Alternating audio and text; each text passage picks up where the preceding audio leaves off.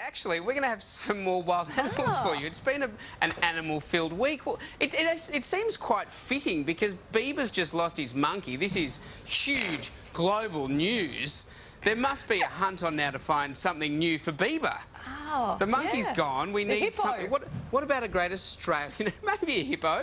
Maybe a little pygmy hippo. Yeah. That could maybe fit in his overhead compartment. Yeah. I've got another great idea. I've got an even better idea. See, yesterday we had a great day. We went from Cairns. We started travelling up to Port Douglas. It is a magnificent coast road. If you haven't had the chance to do it, just spectacular. And on the way, there's one of the great Australian tourist attractions. It's called Huntley's Crocodiale Adventures. That's where we are this morning, and we're going to be exploring. But first, let's have a look what's happening around Australia. 34 for Carnarvon. Baby, baby, baby, ooh, my baby, baby, baby. Croc? They're not as cuddly, got a ring to but they're pretty not great. He's a capuchin monkey. Yeah. Well, yeah, no. Who wants a monkey when you can have a salty? How good is he? He's They probably don't stay that size forever, though, do they, JT? That's not going to fit on a lid. Let's not tell Bieber that, though. Imagine that. Forget snakes on a plane, crocs on a plane. Hair elastic around it. I know, that's what I was thinking. Is it someone's hair elastic? Wow. It is, and our very brave producer, Tim Davies, put that on the screen. Well done, Tim. Yeah, Tim's so brave. Yes. We're calling him Nine Fingers Tim now. All right, JT, good on you. Huntley's Crocodile See you soon. Wildlife Park. Head to the sunrise. We reveal how much the Prime Minister is going to once again today, catching up with the crocs. Yeah, mate, having a great weekend. While it's still a little bit dark outside, we thought we'd come in to the incubator. Yeah. Welcome to the Dunnies. This is the incubator. Come on in. This is where the little babies live and the eggs. So these eggs here, these are due to hatch in a couple of weeks. Actually, the ones on the other side are due to hatch in a couple of days. So we might be lucky and have one hatch live on air. This is Drew who works here. He's got a couple of tiny little ones. How old are these guys? Oh, they're just a few days from what I can see on the crate. And there we go. There we go. Into the water supply. That didn't go very well. I ate some crocodile here yesterday, and I feel like maybe he can smell it on me. Hang on. Round towards the neck, nice and gentle. There we go. Can you hear him? Yeah. So how big are some of the bigger ones you've got here? Oh, the adult males, mature males are 4 to 5 metres. The biggest is 5.2 metres. And how long will that take them to go from this stage to... They grow quite rapidly for the first, say, 2 or 3 decades, and they'll slow down. I'd say growth terminates, but it could take 40 or 50 years to attain lengths of 4.5, 5 metres. Let's see. Trent, do you want to have a closer look? Let me see if you want to have a...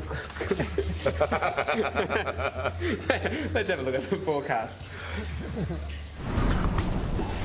Sunrise with Drew, Huntley's Crocodile Adventures, there's two sides to it really. There's the chance for people to come and check out the crocodiles, but you've also got the farming operations, and this is part of that. Oh, that's correct, yeah. Ecotourism on one side. So people come in and we do demonstrations and do the boat ride and feed them from the boats, and they just can come up the farm and have a bit of a look as well and see how crocodiles are farmed. So these guys are sort of going to become, you know, the high-end handbags and wallets and all that sort of thing. But even though that may sound like not the best situation for these individual crocodiles, it's taken away that hunting that used to happen in Australia. So really it's looking after the crocs in that sense. Well, it allows, because it's under a permitting system and it's regulated. So the crocs are farmed, none are harvested from the wild in Queensland, so it's regulated.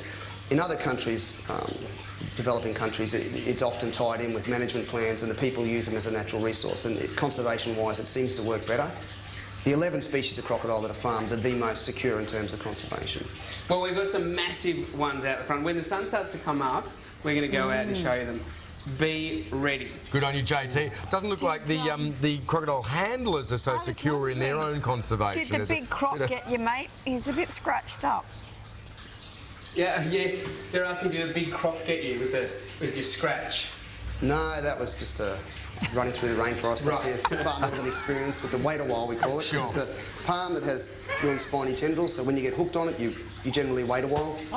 Could have made a really cool story there. Oh, there you go. That'll learn you to do a nudie run through the rainforest at 3 a.m. on a Saturday night. It's lovely where you are. It really is, and we could be anywhere, couldn't we? We could be in the Territory right now, but we're actually about 20 minutes south of Port Douglas. This is called Hartley's Crocodile Adventures. It's been here for over 75 years, and it is magnificent. That stretch of road between Cairns and Port Douglas, it is beautiful, this coast road. And back in the 30s, they were building that single-lane road during the Depression, and there was a bloke there that was working on that road called Pop Evans, and he decided to bring his family here and set up a tea house right where we are now. And very shortly after that, he saw a croc advertised in the paper. He bought the croc for £3 or about $5, and they started doing feeding shows for the people that would come through the tea house. And that tradition has kept on now for over 75 years. It is one of the major tourist attractions in the area, and you can come here and see crocs like this one up close and personal. And I'll tell you what, when you're out on a boat, on the water, it is spectacular. Let's have a look at the forecast around Australia. Steve and Drew here on the boat. Steve, how many crocs have you got in here? Oh, we've got 17 crocs in here today. We've got a big one right there underneath the camera. Who have we got there? That's Ted. We'll see. Yeah, there we've got Ted over there. So he's our biggest croc in here. He's actually the second largest croc in captivity in the world. Wow. So what Drew's doing at the moment is a bit of a guttural call to call the crocs up, kind of like how you'd call cattle on a station. So the second largest in the world, does that mean he's kind of the alpha male? He's the alpha male in here. He's the boss. And do they fight amongst themselves much? Look, they can fight amongst themselves. They're a fairly anti-social animal, but, you know, we don't have too many troubles in here. Yeah, great. Well, Andrew, I've decided from now on, whenever you're in the office and I'm in the office, if I want to speak to you, I'm just going to... Whoop. Whoop. Terrific. I might think you're on a submarine, but that's all right. See you soon, guys. Vegan, isn't he? All right, thanks, James. Talk to you in half an hour. It is calling it man-catting, though. Let's go to James, who's got the weather for us this morning. How are you? Hartley's Crocodile Adventures, just south of Port Douglas. We're about to do the feeding. This is so exciting. We've had... This Tex, we've got Steve, one of the wildlife keepers here with us, who's got the fishing rod. Is this Tex? This is Tex, and there's Ted right behind him. So this is the second biggest crocodile in captivity in the world. That's right. Now, we were talking before, this week we've been with lions and tigers and bears, but the difference between those animals and crocs is that crocs are constantly looking to eat you. Yeah, that's exactly right. Lions and tigers, you know, once they're full, they're satisfied, they're not going to eat you. But these guys here... James? These guys are going to eat you every time. Yes. They don't really care if they've eaten or not. They're going to take you just for the fun of it. He does. You're right. Well spotted. He does have no teeth. And they reckon, Steve, if you can explain that, because there's a theory that maybe crocs, as they get older, they've got a certain amount of teeth. That's right, yeah. It's exactly right. They have 66 teeth in their mouth. They get a couple of sets every year. And Tex has gone through all his sets of teeth, and that gives us a rough idea of how old he is. So Tex is getting up around the 100 years old. Yeah, wow. okay, I was talking to Ted. Drew was saying to me, hey, and he's got him too quick. We'll have a look at the forecast. Right. So, you know, with sharks, how their teeth are kind of constantly growing out, they'll lose a set and then more come through. There's one theory Drew was telling me earlier that they might have sort of 44 sets or so in their lifetime, and then as they run out, then they become toothless like Ted there. But I mean, if you fell in there, he would still have something to say about it, teeth or no teeth. That death roll is pretty scary. Gosh. He's 100. He's earned the right to put them in the glass by the bed at night. Look at it. You can see the rain going there. But, James, you're in Queensland where it's beautiful. Yeah, good morning. Very rainy in Sydney, very snappy up here near Port Douglas. We're at the Crocodile Adventure Park here, just south of Port Douglas. Now, this is Drew. Half an hour ago, we were feeding crocodiles off a boat. We've upped the degree of difficulty. Drew's going to hand feed Paul. He's just sitting right there. There he is. There he is. 4.8 metres or so, around about 500 kilograms of pure muscle. Crocodiles, their mission in life is to eat you. There's wow. Snap. That's a jaw snap, that sound you can hear. Drew's just got a bit of chicken there. It's like a man trap, like a mouse trap, but for men, isn't it? Amazing. It's true. Incredible snap. Isn't he magnificent? His entire mission is just sitting in that water, watching every day to see how he can attack someone and eat them. James, what is it with you and baiting animals this week? You were baiting lions yesterday, you're baiting crocodiles today. What are you going to do, killer whales tomorrow? What are you doing? Maybe the search for the Yeti. I'm not sure, but there will be animals. Let's have a look at the weather forecast. Sunrise. Now, just so you're aware, the added degree of difficulty at the moment, Drew, is that cyclone's in the water. Yeah, the female's there. I mean, she's an older female, but you still have to watch because what can happen, she can come out. So what you can end up with is the big one in front, little one behind. It's quite a predicament, you know. Mate, you're a braver man than me. You were saying that Paul here is you had him for about 25 years here. And yeah, I was there when we trapped him. We got him from Cooktown. He was living in the Annan River.